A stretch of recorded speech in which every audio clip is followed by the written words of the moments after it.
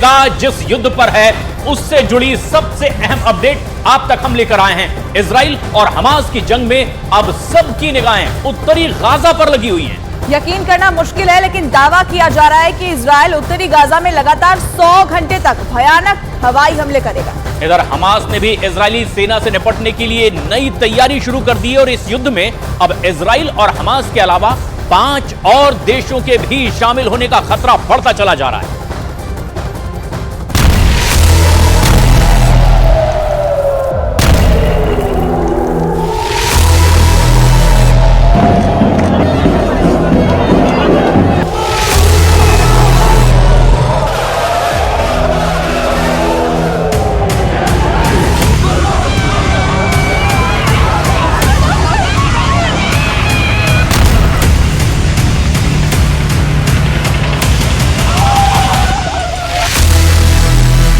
Hamas तो trailer है, Hezbollah अभी बाकी है।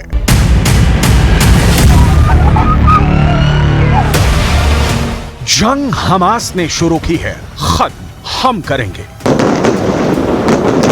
इजरायल के प्रधानमंत्री बेंजामिन नेतन्याहू गाजा में हमास के खिलाफ इस वक्त यही कह रहे हैं। 1 लाख इजरायली सेना, 2 लाख टैंक, 3000 लड़ाकू बख्तरबंद, 100 फाइटर जेट और 200 तोप उत्तरी गाजा को रौंदने के लिए आखिरी आदेश का इंतजार कर रही हैं।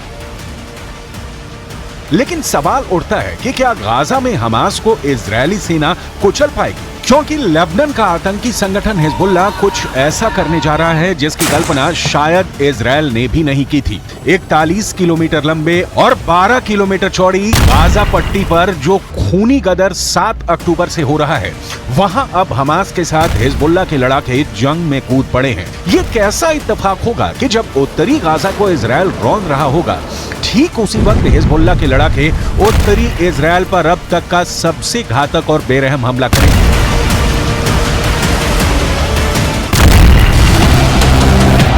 लेबनान में बैठा हिजबुल्ला का चीफ हसन नसरल्ला ने इजरायल, अमेरिका और पश्चिमी देशों को चेतावनी दे दी है कि गाजा को यूक्रेन मत समझ लेना। हम इजरायल को जमीन पर जंग नहीं जीतने देंगे। हम आपको आगे बताएंगे कि कैसे हमास के साथ मिलकर अब हिजबुल्ला इजरायल को गाजा में जंग हराने का प्लान बना रहा है।